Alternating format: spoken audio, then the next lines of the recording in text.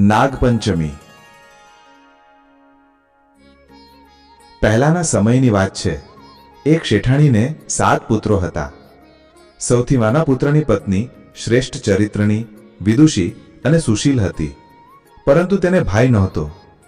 એક દિવસે મોટી વહુએ ઘર લીંપવા માટે પીળી માટી લાવવા માટે બધી વહુઓને પોતાની સાથે ચાલવાનું કહ્યું।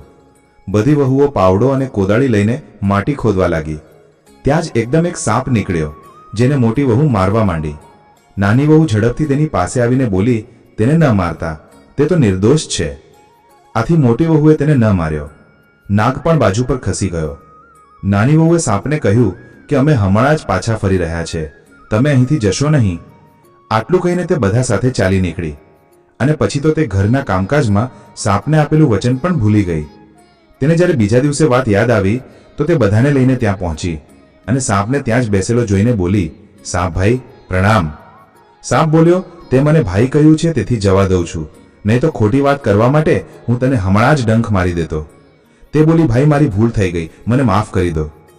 ત્યારે સાપ બોલ્યો, સારું, આજથી તું મારી બહેન છે અને હું તારો ભાઈ છું, તને જે માંગવું હોય તે માંગી લે।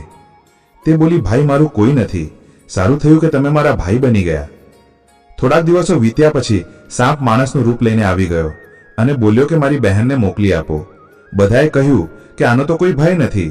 તો તે બોલ્યો, હું તેનો દૂરનો ભાઈ છું, બાળપણથી જ હું બહાર જતો રહ્યો હતો। તેની વાત પર ભરોસો કરી ઘરના લોકોએ તેને મોકલી આપી। તેણે રસ્તામાં કહ્યું કે હું તે જ સાપ છું, એટલે તું ગભરાઈશ નહીં। જ્યાં તને ચાલવામાં મુશ્કેલી પડે ત્યાં મારી પૂંછડી પકડી લેજે। તેણે સાપના કહ્યા પ્રમાણે કર્યું અને થોડી વારમાં જ તેઓ સાપના ઘરે પહોંચી ગયા। ત્યાંનું ધન ઐશ્વર્ય જોઈને તે ચકિત થઈ ગઈ। એક દિવસે સાપની માતાએ તેને કહ્યું કે હું એક કામથી બહાર જઈ રહી છું, તું તારા ભાઈને ઠંડુ દૂધ પીવડાવી દેજે।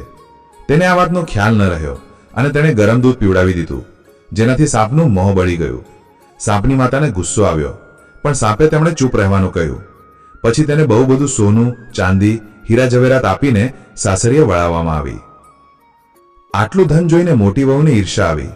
તે બોલી, ભાઈ તો ખૂબ ધનવાન છે, તારે તો બીજું વધુ ધન લેવું જોઈએ। સાપે આ સાંભળ્યું તો તેને વધુ ધન લાવી આપ્યું। આ જોઈને તે ફરી બોલી, આ કચરો કાઢવાની સાવરણી પણ સોનાની હોવી જોઈએ। ત્યારે સાપે સાવરણી પણ સોનાની લાવી આપી। સાપે નાની વહુને હીરા મોતીનો અદ્ભુત હાર આપ્યો હતો। તે હારની પ્રશંસા તે દેશની રાણીએ સાંભળી અને તે રાજાને બોલી, શેઠની નાની વહુનો હાર અહીં આવી જવો જોઈએ। રાજાએ મંત્રીને હુકમ કર્યો કે શેઠની ઘેરથી હાર લાવીને જલ્દી હાજર થાવ। મંત્રીએ શેઠને કહ્યું કે મહારાણી નાની વહુનો હાર પહેરશે, તેથી તમે તે હાર લઈને મને આપો। શેઠજીએ ગભરાઈને તે હાર નાની વહુ પાસેથી લઈને આપી દીધો। નાની વહુને આ સારું ન લાગ્યું।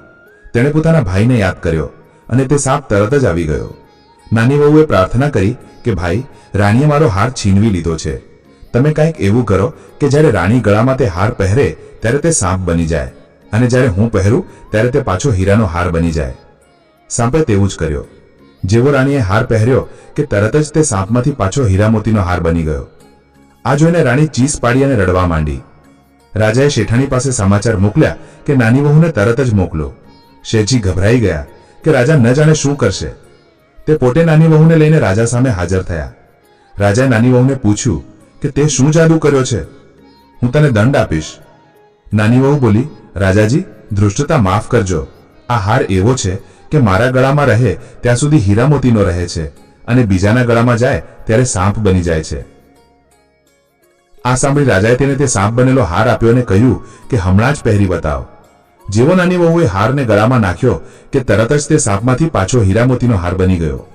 આ જોઈને રાજા ઘણા ખુશ થયા। તેમને તે હાર તેને પાછો આપી દીધો, ઉપરાંત ઘણી સોનો મોહરો પણ આપી। તે બધું લઈને નાની વહુ ઘરે આવી। મોટી વહુએ ઈર્ષામાં આવીને નાની વહુના પતિના કાન ભંભેર્યા। આને પૂછો કે આ આટલું ધન ક્યાંથી લાવે છે? પતિએ નાની વહુને કહ્યું, સાચું બોલ કે તને આ ધન કોણ આપે છે? નાની વહુએ તરત જ સાપને યાદ કર્યો।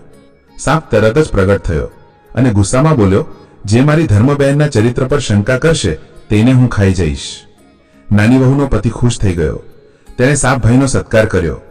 તે દિવસથી નાગપંચમીનો તહેવાર મનાવવામાં આવે છે અને સ્ત્રીઓ સાપને પોતાનો ભાઈ માનીને પૂજા કરે છે।